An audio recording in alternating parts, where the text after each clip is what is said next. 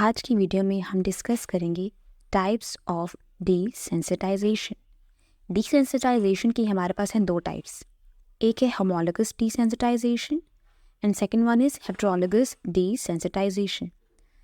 सबसे पहले हमारे पास है प्लाज्मा मेम्ब्रेन एंड इस पर प्रेजेंट है रिसेप्टर जिसका नाम है बीटा एड्रेनर्जिक रिसेप्टर्स। इसके साथ आगे इसका लिगैंड मॉलिक्यूल यानी कि एपिनेफ्रिन करेगा बाइंड और रिसेप्टर हो जाएगा एक्टिव। रिसेप्टर की एक्टिवेशन के बाद नेक्स्ट स्टेप है जी प्रोटीन एक्टिवेशन। जी प्रोटीन फिलहाल अपनी होगी इनएक्टिव स्टेट में यानी कि जीडीपी बाउंड स्टेट में। जैसे ही जीईएफ आएगा तो वो करवा देगा जी प्रोटीन को एक्टिव यानी कि जीटीपी बाउंड जी प्रोटीन कन्वर्ट हो जाएगी GTP bound alpha subunit of ji protein. GTP bound alpha subunit of ji protein activate करवा देगा एडिनाइलेट साइक्लेस को।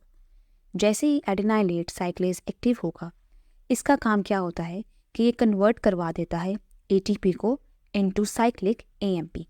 जैसे ही एटीपी कन्वर्ट होगा साइक्लिक एएमपी में तो वो एक्टिवेट करवा देगा पीकेए को, protein kinase A.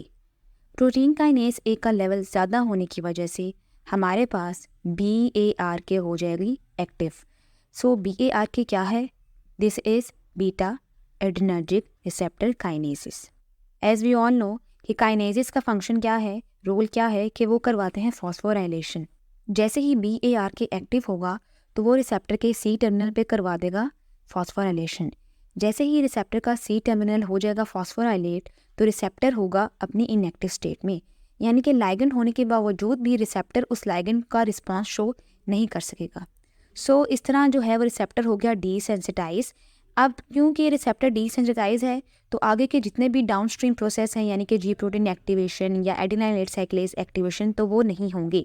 So receptor अपना रिस्पॉन्स जो है वो शो नहीं कर सकेगा क्योंकि अब बीटा एडिनर्जिक रिसेप्टर की हो गई है फॉस्फोराइलेशन। सो इसके साथ आके बाइंड करेगी अरेस्टिन, देन क्लेथ्रिन एंड देन रिसेप्टर की हो जाएगी एंडोसाइटोसिस। अब रिसेप्टर के होंगे दो फेट, या तो रिसेप्टर जो है वो डिग्रेड हो जाएगा या रिसेप्टर की हो जाएगी रिसाइक्लिंग। कि जितना भी मैकेनिज्म है कि किस तरह अरेस्टिन बाइंड करती है, किस तरह क्लेथ्रिन बाइंड करती है या किस तरह एंडोसाइटोसिस हो रही है, तो ये तमाम मैकेनिज्म हम अपनी लास्ट वीडियो में डिस्कस कर चुके हैं। इसका लिंक मैं डिस्क्रिप्शन में आप लोगों के साथ शेयर कर दूँगी। ये था सारा प्रोसेस हमारे पास होमोलॉगस डीसेंसिटाइजेशन का। नेक्स्ट हमारे पास इसके साथ ही एक और टाइप है डीसेंसिटाइजेशन की।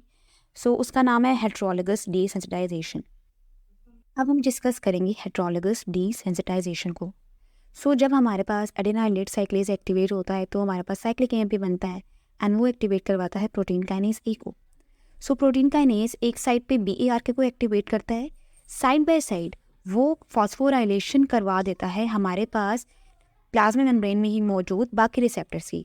अगर हम इन रिसेप्टर्स में एग्जांपल के तौर पर ले तो हमारे पास फॉर एग्जांपल ग्लूकागोन रिसेप्टर्स हैं, तो पीकेए का लेवल इंक्रीज होने से ग्लूकागोन रिसेप्टर्स की हो जाएगी फॉस्फोराइलेशन।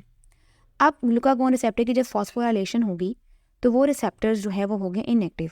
ऑल्दो कि इनके साथ ग्लूकागोन ने बाइंड नहीं किया और लाइगेंड मॉलिक्यूल था ही नहीं, लेकिन फिर भी रिसेप्टर हो गए inactive due to the epinephrine.